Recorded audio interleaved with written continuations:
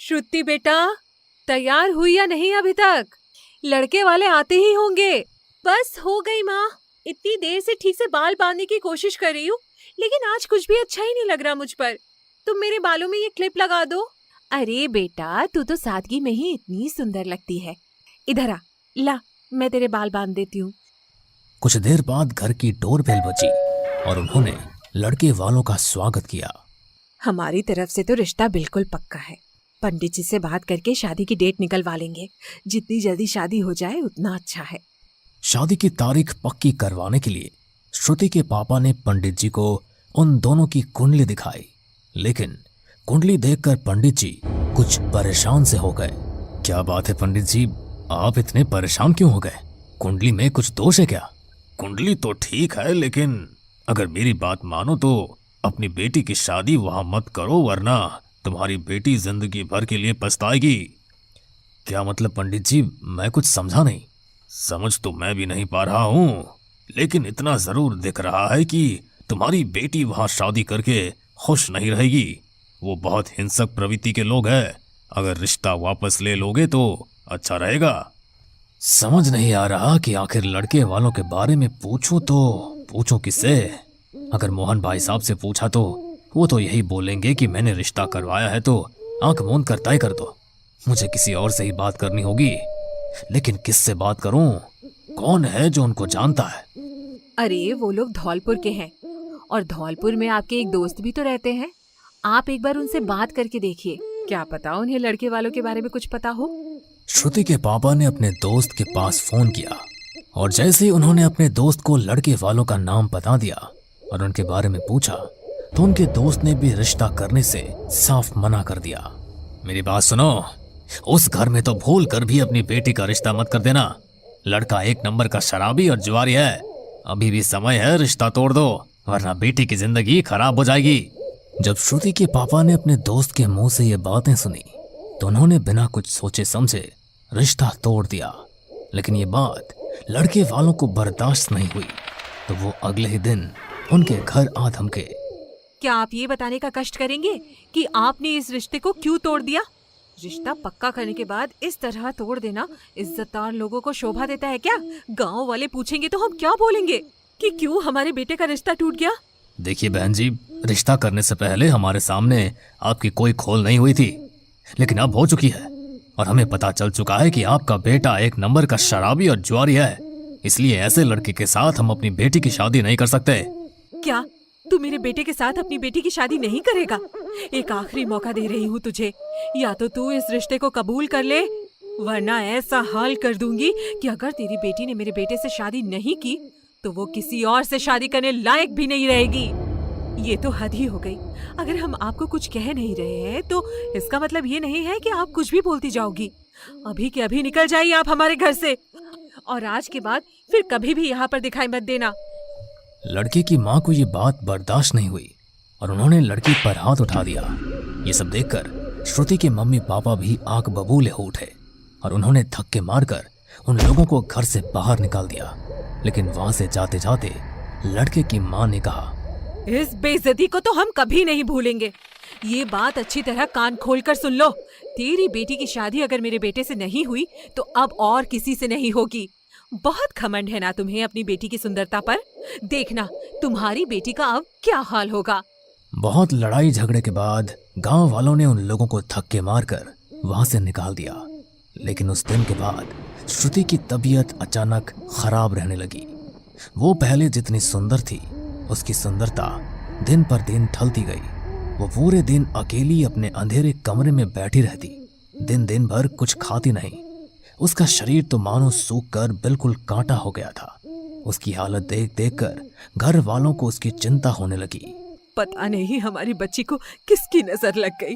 इतनी सुंदर फूलों सी बेटी थी हमारी, और अब देखिए, मैं कहती हूँ किसी पंडित जी से श्रुति को दिखा लीजिए।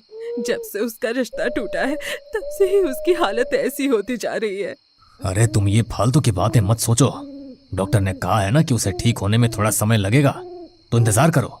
किसी पंडित या फकीर के पास जाने से उसकी तबीयत ठीक नहीं हो जाएगी। श्रुति के लिए एक रिश्ता आया है। लड़के वाले श्रुति को पसंद कर लें तो इस बार हम उसकी शादी कर देंगे। वैसे भी एक बार उसका रिश्ता होकर टूट चुका है तो जल्दी उसका रिश्ता कर देते हैं, वरना आगे चलकर रिश्ता करने में दिक्कत होगी।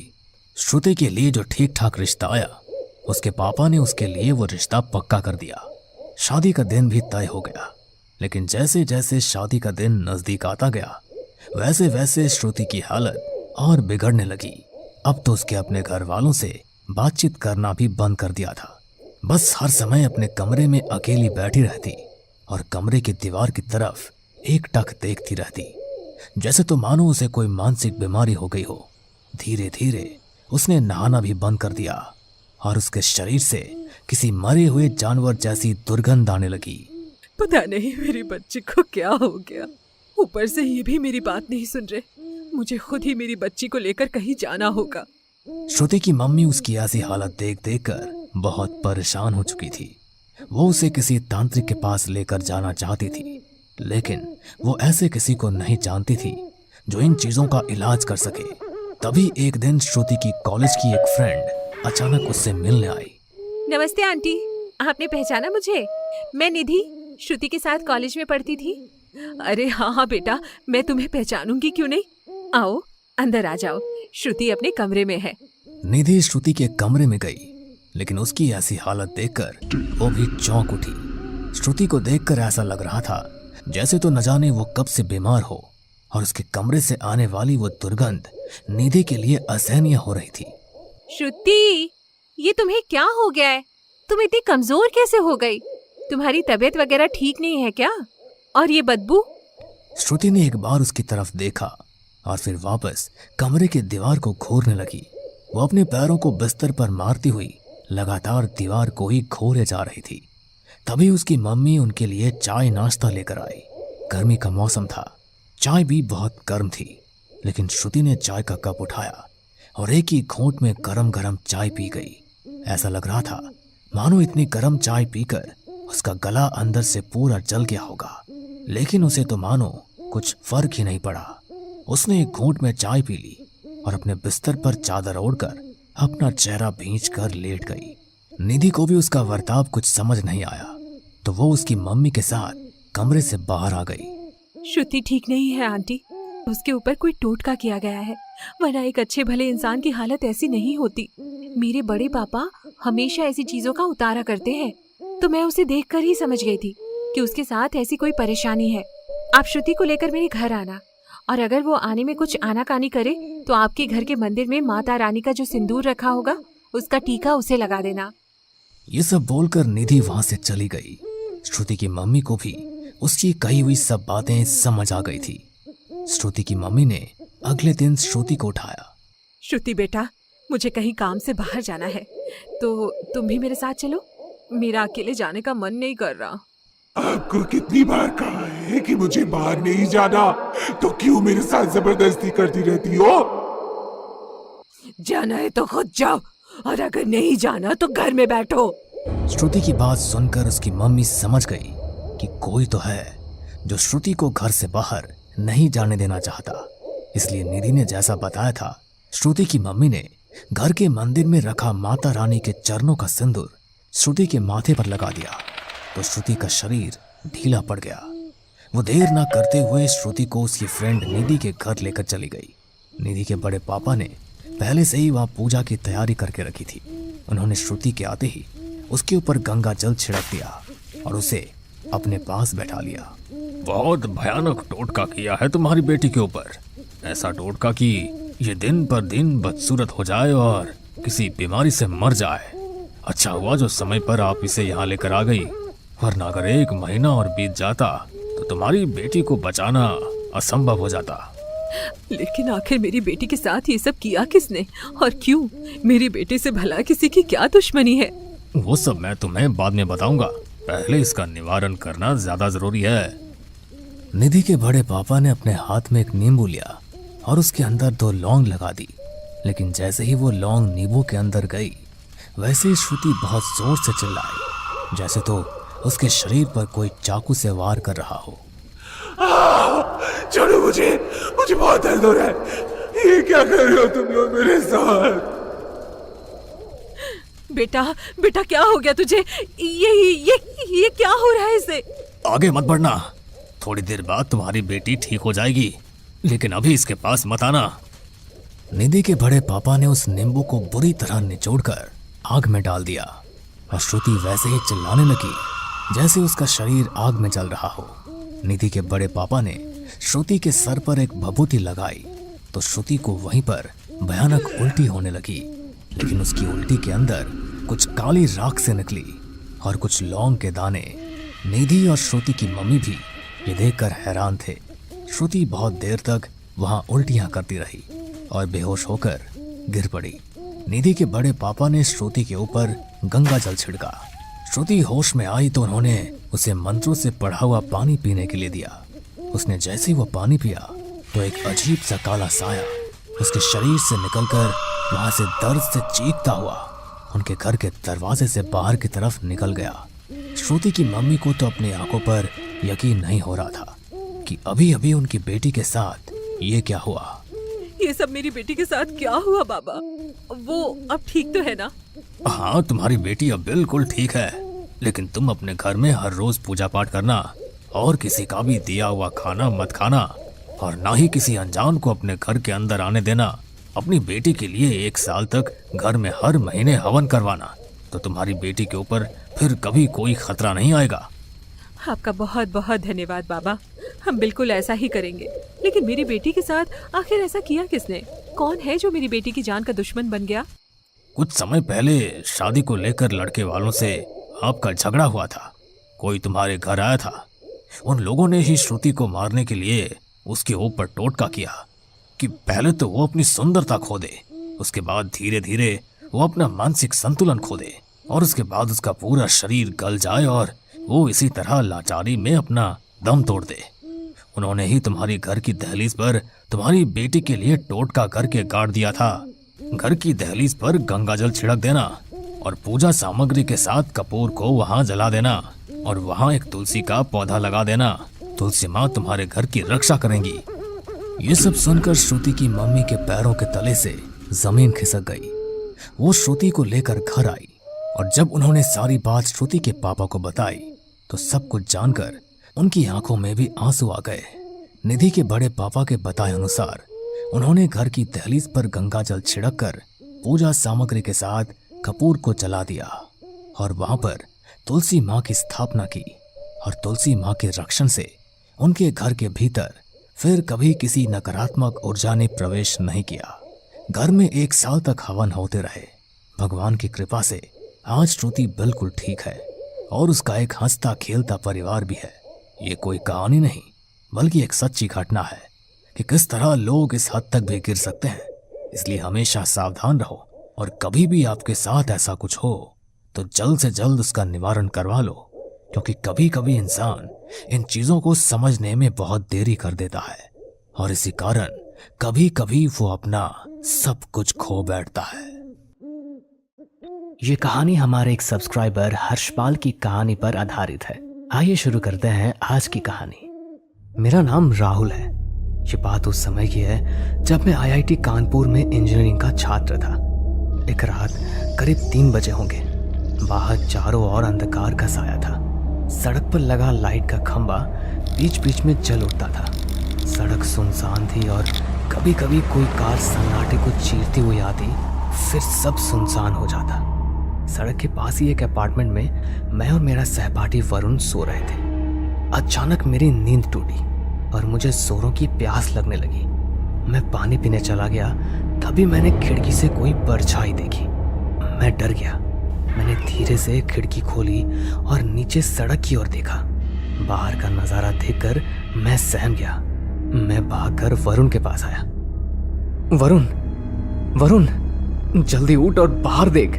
क्या हुआ? जरा बाहर तो चलकर देख। हम दोनों बाहर आ गए। हमने जो देखा उसे देखकर हमारे होश उड़ गए। शरीर से पसीने छूटने लगे। शरीर एक जगह जम गया। सामने एक लाश थी। उसका सिर धड़ से अलग था। उसने काले कपड़े पहन रखे थे और वो कोई तांत्रिक लग रहा था। उसके शरीर पर बड़े बड़े नाखून के निशान थे। उसने बहुत ज्यादा मालाएं पहन रखी थी। मुझे कुछ समझ नहीं आ रहा था कि तभी वरुण को तांत्रिक के गले में कुछ दिखाई दिया। वो एक लॉकेट था। उसने मुझे लॉकेट दिखाते हुए कहा, यार ये लॉकेट कितना सुंदर लग रहा है, इसे मैं ले लेता हूँ। यहाँ चारों ओर कोई भी नहीं है, किसी को क्या ही पता चलेगा।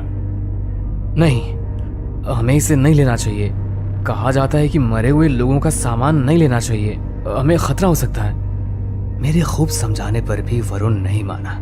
इतने में वहां और लोग इकट्ठा हो गए। थोड़ी देर बाद वहां पुलिस आ गई। बॉडी को पोस्टमार्टम के लिए भेज दिया गया। हम अपने घर लौट आए। वरुण बाथरूम में चला गया। मैं लेटा ही था कि मुझे चीख सुनाई दी। वो चीख बाथरूम से आई थी। मैं दौड़कर बाथरूम की तरफ गया। जब मैं बाथरूम में पहुंचा तो मैं ये देखकर सुन्न रह गया कि बाथरूम के अंदर खून पड़ा था। मेरा शरीर सुन्न रह गया। मैं पसीने से तर हो गया। बाथरूम की खिड़की टूटी हुई थी। मैं घबरा गया। मैंने खिड़की से बाहर झांका। बाहर का नजारा देखकर मैं सहम गया। बाहर वरुण लहूलुहान पड़ा था। उसकी मौत हो चुकी थी। मैं जैसे ही नीचे जाने के लिए पीछे मुड़ा, मेरा ध्यान बाथरूम के शीशे पर गया। वहां खून से कुछ लिखा था, जिसे पढ़कर मुझे सारा माजरा समझ आ गया। उस पर लिखा था, मुझे वो लॉकेट दे दो वरना कोई जिंदा नहीं बचेगा, रागिनी। मैं नीचे गया। मैंने वरुण के हाथों से वही लॉकेट देखा। मैंने लॉकेट लिया। मैं अपने दोस्त की मृत्यु से बहुत दुखी हुआ। मैंने उसका देह संस्कार किया और बात की तह तक जाने के लिए निकला। मैं एक तांत्रिक को जानता था। मैं उसके पास गया। मैंने तांत्रिक से सारी बात बताई और कहा, बाबा मैं इसकी तह तक जाना चाहता हूँ। इस लॉकेट से मुझे भी खतरा है। जब तक ये लॉकेट मेरे पास रहेगा रागिनी मुझे मारने का प्रयत्न करेगी। अब आप ही मुझे उससे बचा सकते हैं। बेटा, तुम इस लॉकेट को हनुमान जी के मंदिर में उनकी मूर्ति के पीछे रख देना। उसके बाद मैंने वैसा ही किया। अब मुझे कोई खतरा नहीं था, पर मैं उस लॉकेट को ज्यादा दिनों तक मंदिर में नहीं रख सकता था, इसलिए मैं जल्दी से काम पर लग गया। मैंने पिछले कुछ दिनों के सारे अखबार देख डाले, पर मुझे कुछ न मिला। परंतु जैसे ही मैं कुर्सी से उठा, मुझे नीचे गिरा एक अखबार नजर आया। मैंने उसे उठाया, तभी मुझे रागिनी द मिस्टीरियस स्टोरी नाम से एक आर्टिकल नजर आया। मैंने उस अखबार से एड्रेस लिया और रागिनी के घर की तरफ चल पड़ा। जब मैं रागिनी के घर पहुंचा तो घर पर ताला लगा था। मैंने पड़ोसी से जाकर पूछा, अंकल क्या आप जानते हैं कि आपके पड़ोसी कहाँ हैं? बेटा, अब इस घर में कोई नहीं रहता। इस घर में पंडित दीनानाथ और उसकी बेटी रहते थे। करीब 2 हफ्ते पहले उनकी बेटी गायब हो गई और इस दुख के मारे दीनानाथ जी भी चल बसे। क्या आप जानते हैं कि रागिनी कहाँ गई? बेटा, वो रोज कॉलेज जाया करती थी, पर एक दिन वो घर नहीं लौटी। क्या पता कहाँ गई। तो आप लोगों ने उसकी खोज की? बेटा, अमीरों की सब सुनते हैं, गरीबों की कौन सुनता है। बेचारा दीनानाथ देह त्यागने से पहले हर जगह फिरा, किंतु उसकी बेटी का पता न चला। FIR भी कराई, परंतु कुछ पता नहीं चला। क्या आप मुझे उसके कॉलेज का एड्रेस दे सकते हैं? हाँ बेटा। उन्होंने मुझे कॉलेज का एड्रेस दे दिया। अगर आप इजाजत दें तो मैं रागिनी के घर की तलाशी लेना चाहता हूँ। ठीक है बेटा, तुम तलाशी ले सकते हो। और ये कहकर उन्होंने मुझे रागिनी के घर की चाबी दे दी। मैं रागिनी के घर गया। जब मैं रागिनी के कमरे में पहुंचा और मैंने उसकी हर चीज देखी, वहां मुझे एक इत्र की शीशी दिखाई दी। मैंने उसे वहीं छोड़ दिया और घर के बाहर आ गया। रागिनी के घर पर तलाशी के दौरान मुझे कुछ हासिल नहीं हुआ। अब मैं उसके कॉलेज जाने की तैयारी करने लगा। जब मैं उसके कॉलेज की तरफ जा रहा था तो मैंने वहां रास्ते में एक दुपट्टा देखा। सड़क के दोनों ओर सुनसान जंगल था। मैं आश्चर्य में पड़ गया। पीले रंग का दुपट्टा, जिससे उस इत्र की ही महक आ रही थी जो मैंने रागिनी के कमरे में एहसास किया था। मैंने दुपट्टा उठाया और जंगल के अंदर की तरफ चलने लगा। कुछ दूर चलने पर मुझे गुफा दिखाई दी। मैं डरते डरते गुफा के अंदर गया। वहां का नजारा देख मेरे आश्चर्य का ठिकाना न रहा। सामने राक्षस की बड़ी सी मूर्ति थी। उसके नीचे रागिनी का शरीर था। उसकी गर्दन अलग पड़ी थी। खून के छींटे राक्षस के मुंह पर लगे थे। पास ही बलि का सामान था। मैंने उस तांत्रिक की तस्वीर को भी वहां देखा, जिसकी लाश मैंने और वरुण ने अपने घर के नीचे देखी थी। मैं सब समझ गया कि रागिनी की मृत्यु के पीछे क्या राज है। मैं वहां से कुछ दूर चला ही था कि वहां मुझे एक व्यक्ति दिखाई दिया। उसे गुफा के बाहर एक पेड़ से बंदी बनाया गया था। उसने तांत्रिक के समान काले कपड़े पहन रखे थे। गले में बड़ी बड़ी मालाएं थी। माथे पर भस्म लगी हुई थी। उस व्यक्ति ने मुझसे कहा, कौन हो बेटा? तुम यहाँ क्या कर रहे हो? वो तुम्हें नहीं छोड़ेगी। मेरे हाथ में पकड़े हुए उस दुपट्टे को देखते हुए उन्होंने पूछा, ये दुपट्टा तुम्हें कहाँ से मिला? मैंने बड़े आश्चर्यपूर्वक पूछा, आप इस दुपट्टे के बारे में कैसे जानते हैं? और कौन है जो मुझे नहीं छोड़ेगी? ये आप क्या कह रहे हैं? और आपको यहाँ बंदी किसने बनाया है? मैंने उस व्यक्ति को खोलने की चेष्टा की, परंतु उन रस्सियों में काली शक्ति का जादू था। मैं चाहकर भी उसे खोल नहीं पाया। तांत्रिक बोला, बेटा तुम चाहकर भी इन्हें नहीं खोल सकते। जिस गुफा से तुम अभी आ रहे हो वो मेरे शिष्य कालीनाथ की गुफा है। वो अमर होना चाहता था। अमर होने के लिए उसने दैत्य दानव की कठोर से कठोर साधना की। एक रात वो अपनी साधना पूरी करके फल की प्रतीक्षा कर रहा था। तभी हवन कुंड की अग्नि से एक राक्षस निकलकर उसके समक्ष आया। उसने कालीनाथ से कहा, अगर तू अमर होना चाहता है तो तुझे बलि देनी होगी। एक कुंवारी लड़की की बलि। वो लड़की जो सुबह इस रास्ते से सबसे पहले गुजरे, उस लड़की की बलि दे और संसार की समस्त शक्ति को अपने अधीन कर ले। इतना कहकर राक्षस वहां से चला गया। उस दिन कालीनाथ बहुत खुश हुआ। उसने सारी बात मुझे बताई। मैंने उसे समझाने की कोशिश की। मैंने उससे कहा, देखो वत्स, बुराई चाहे कितने ही ताकतवर क्यों ना हो, वो कभी अमर नहीं बन सकती।